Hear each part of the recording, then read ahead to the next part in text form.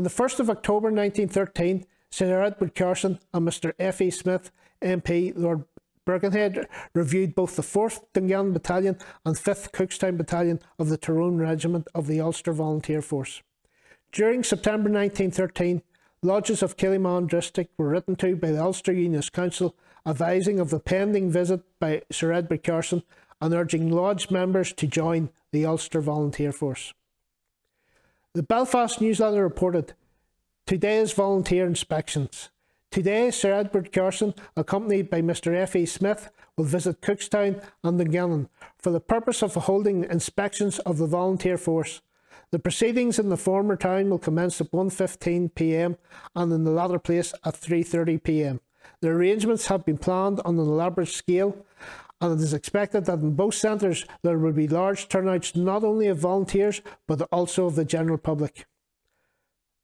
The Cookstown arrangements. The visit of Sir Edward Carson to Cookstown is being anticipated with the liveliest interest, and a huge crowd from the surrounding country is expected to be present to welcome the Unionist leader. Already the town looks gay with flags erected across the principal streets, the subscription for the purpose having been on all unprecedented scale. All the Unionist merchants will close their places of business to enable their hands to take part in the proceedings at Killymoon, and their houses will also be decorated.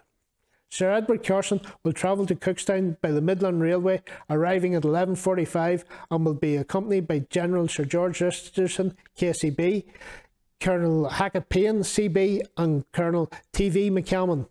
A mounted escort of 40 troopers who have been selected out of a large number of applicants by Mr. Mervyn S. Moutre and Mr. A. Cameron will escort Sir Edward through the town to Coolnafrankie, Loy Street entrance, where he will be the guest of Mr. J.B. Gunning-Moore. After luncheon he will drive to Killymoon, arriving at about 1 p.m. In the meantime, drilling competitions will take place in Killymoon between 18 squads for medals presented by Mr. McGregor Greer and by Captain F.L.B. Lowry. Captain Frank Hall will act as judge, and it is expected that the result will be known before Sir Edward arrives. The Unionist leader will present the medals and inspect the whole battalion formed from 12 clubs in the district who will assemble in Killymoon. Afterwards, a short public meeting will be held at which Mr. Gunning-Moore will preside in order to give Sir Edward an opportunity of addressing the Unionists of this part of Mid-Ulster. Leaving the grounds at 2:45 p.m. and escorted by a strong detachment of dispatch riders, Sir Edward Carson will motor to Dungannon, and at 3 p.m. the entire battalion will form up and march to Cookstown, parading the principal streets. The Women's Unionist Association has undertaken to cater for the men, and has made preparations to supply refreshments on a generous scale. A large platform, which can be covered should the weather require this, has been erected, and practically all the seats have been engaged. A feature being the large number of army officers, both on active and retired lists, who will be present to view the inspection. The arrangements are being made by Mr. T. McGregor Greer, which is a guarantee of completeness.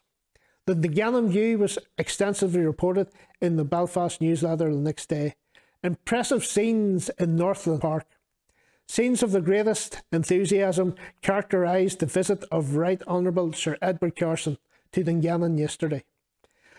When in glorious weather, some 1,100 members of the Dungannon and South Tyrone battalions of the Tyrone Regiment, UVF, together with the Pomeroy Company of the Cookstown Battalion, were inspected by the Ulster Unionist leader and by Lieutenant General Sir George Richardson, GOC, of the Ulster Volunteer Force. The parade took part in the beautifully wooded park surrounding Northland House, the residence of the Earl and Countess of Ranfurly, and the site of the parade ground, which has been specially railed off for the occasion, with adjacent to the jumping enclosure used in connection with the annual agricultural shows. A substantial and commodious stand and platform which had been erected afforded a commanding view of the parade ground, which is picturesque background of magnificent autumn-tinted trees and steep grassy slopes, while here and there about the park were dotted the commercial tents of the volunteers. The parade ground was picked out with flags indicating where the various companies were to take up their positions for the inspection, while Union Jacks, strings of bunting and the red, white and blue drapery of the stand lent added attraction to the scene. This being the first visit of Sir Edward Carson to Dungannon in the course of the present campaign, the occasion had been awaited with the keenest anticipation by the townspeople and by the loyalist inhabitants of the countryside for many miles around. Elaborate arrangements had been made by the representative committee, which consisted of Viscount Northland, Chairman, Reverend F. Campbell, Colonel H. Alexander, Major D. Alexander, Mercers V. Atchison, William Coote, W. T. Dixon, D. D. Reid, J. Carmichael Farrell, F. P. Jarvis, B. McLaughlin, Otel Moutre, R. Newton, R. H. Scott, R. Stevenson, and T. McGuffin, Honorary Secretary. Competitions at the parade ground. The townspeople were early astir, and throughout the morning were busily engaged in putting the finishing touches to an attractive decorative scheme. In every part of the town, and particularly in the direction of the Cookstown Road and towards the approaches to the Northland House, the streets were gay with Union Jacks and bunting of all descriptions, strings of flags with mottos and portraits of the distinguished visitor being displayed in prominent positions. From 10:30 onwards, the members of the Dungannon companies of the Ulster Volunteer Force assembled in the market square, and at 11 o'clock, the muster having been augmented by several of the country companies and sections, a procession was formed. Headed by the representative bands, the men proceeded to the park, the route being lined on either side with enthusiastic loyalists. Two attractive competitions for the volunteers had been arranged to take place in the park prior to holding of expectations. For a shooting competition, which was timed to commence at 11 o'clock, 39 teams entered. The range officer was Major F. Miles Gaskell, Yorkshire Dragoons, and the contest proceeded briskly for over 2 hours, great interest being manifested in the event. Simultaneously, a drill competition for sections was proceeded with on the parade ground itself, and this attracted general interest amongst the steadily increasing crowds of loyalists who were assembling to greet their distinguished leader and to hear the address to the volunteers. 17 sections took part in the drill competition, and so smartly did the men perform that the official umpire appointed by headquarters, Lieutenant Colonel TVPM McCalman and Lieutenant H.O. Davis, experienced no little difficulty in arriving at the decisions as to the merits of the various competing squads.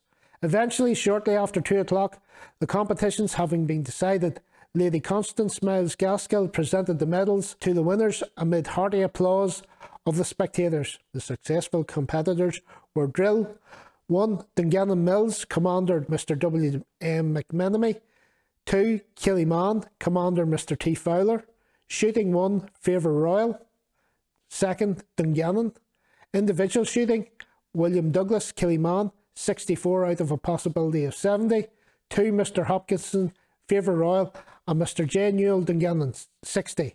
During the period of waiting, luncheon was served to the volunteers, the catering being admirably carried out by the Ulster Men's Company, Belfast. As the afternoon wore on, a number of the waiting crowds increased rapidly, until the whole parade ground was enclosed by a living wall of people standing 4 and 5 deep, while the stand was also crowded with a large attendance of representative unionists of the district. Within the enclosed space were numerous companies assembled and preparations made for the inspection. The men were massed together in review order and formed an impressive sight as they stood at their posts awaiting the arrival of the unionist leaders. The colours consisted of 2 handsome Union Jacks guarded by men armed with rifles and fixed bayonets. The Dungannon brass band, which was to supply the music for the march past, was drawn up in the rear. The command was taken over by the Duke of Abercorn, Colonel of the Tyrone Regiment. The Viscount Northland, who was assisted by Mr. R. Stevenson, Sub-Commander, and Major D. Alexander, Adjutant, was in command of the Dungannon Battalion, consisting of 8 companies, namely A Company, Bush, Derry Creevy and Dungannon; B Company, Dungannon and Magashel; C Company, Dungannon; D Company, New Mills and Killisland; E Company, Killyman, Tamnamore and Balnakelly; F Company, Castle Caulfield and Donaghmore; G Company, Moy, Derryahol and Drummond; H Company, Benburb, Derry Fubble and Derry Gortrevy. Mr. William Coote, JP, was in command of the South Tyrone Battalion, which included detachments from Ballagawley, Favour Royal, Clogher, Auchmacloy, Anahoe, Eden Dlone, Brantry and Dian, all of whom had to walk or drive distances from 10 to 21 miles to reach Dungannon, but who were strongly represented on the parade ground. The Cookstown battalion generally was being inspected earlier in the day, but the Pomeroy Company attended the Dungannon meeting, falling in with the South Tyrone Battalion. Colonel R.T. Lowry was in command of the Pomeroy Battalion. A detachment of members of the Mid-Tyrone from Omagh was in attendance to assist in keeping the parade ground. Sir Edward Carson's arrival at 3:30, precisely the motorcyclist dispatch riders escorting Sir Edward Carson and all our unit leaders from Cookstown were seen in the distance moving swiftly along the carriage drive and towards the assembled thousands waiting to welcome their beloved leader. A procession of motorcars followed, and within a very short space of time the huge crowds were welcoming with ringing cheers and the score or so of dispatch riders who made their way across the turf at a smart pace and took up their allotted station in front of the stand. A wild outburst of cheering followed as Sir Edward Carson appeared, escorted by the members of the successful squads in the recently decided drill and shooting competitions.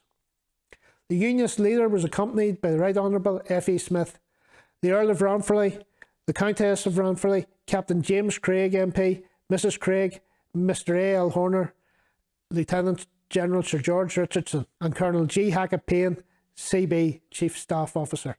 Sir Edward Carson and Lieutenant General Sir George Richardson, accompanied by the Duke of Abercorn, immediately proceeded to inspect the volunteer battalions, which were drawn up at the attention.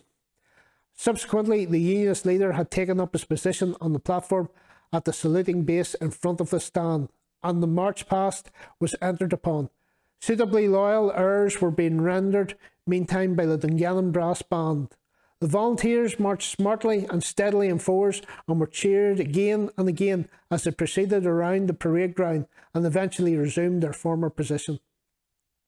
A general advance was made to the grandstand where the meeting was to be held, and where there was stationed a representative contingent of the Drumglass Church Lads Brigade under the Reverend St. Clair Stewart. The crowds of loyalists having assembled outside the ranks of the volunteers, the meetings was commenced at 4 o'clock. The Right Honourable the Earl of Ranfurly presided. The hymn, O God, our help in ages past, having been sung, prayer was offered by the Reverend T.J. McIndoo, Rector of Drumglass. Speeches were made that day by Lord Ranfurly. Speaking of the men of Dungannon, he said, "They had made their minds to carry out the covenant so solemnly entered into by them. They would carry out their unalterable convictions and remain under one crown, one flag and one constitution." The Right Honourable F.E. Smith, who had been the prominent speaker at the Covenant rallies, gave a stirring address that day in Dungannon, as reported by the newsletter. The conducting remarks of his speech that day were, "Therefore, I want you to arm Sir Edward Carson and your leaders not merely with argument. The time for that has passed.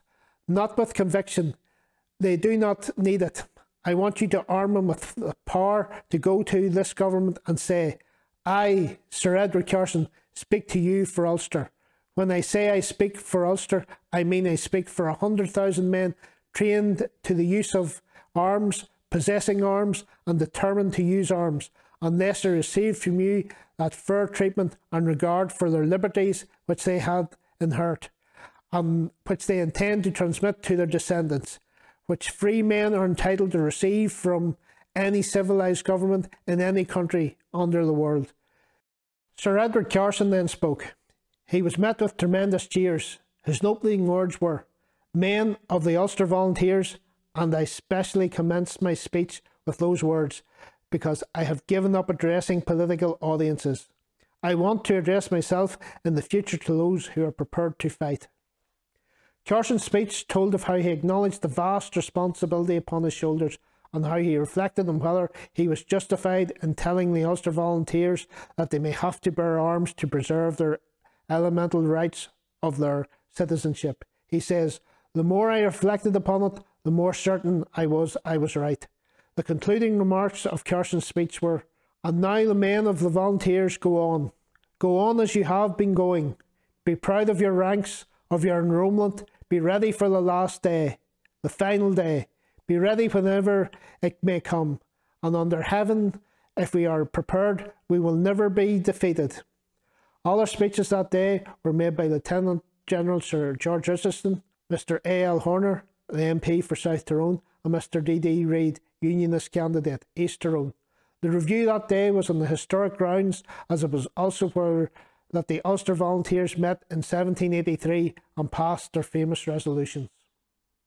Indeed, Lord Charlemont, an ancestor of Lady Ranfurly, was unanimously elected Commander-in-Chief of that force, which numbered 25,000 men, fully armed. Concluding the day's events, Lord Ranfurly said, "If each one of them could succeed in getting one other member to start drilling, it would make a vast difference to the regiment of Tyrone. Next year, let each of them be able to say, 'I have brought one additional man in.'" He would conclude by asking them to close that gathering in the usual way by singing the national anthem. The national anthem was then sung and the meeting came to a close, cheers being heartily given for the Unionist leader.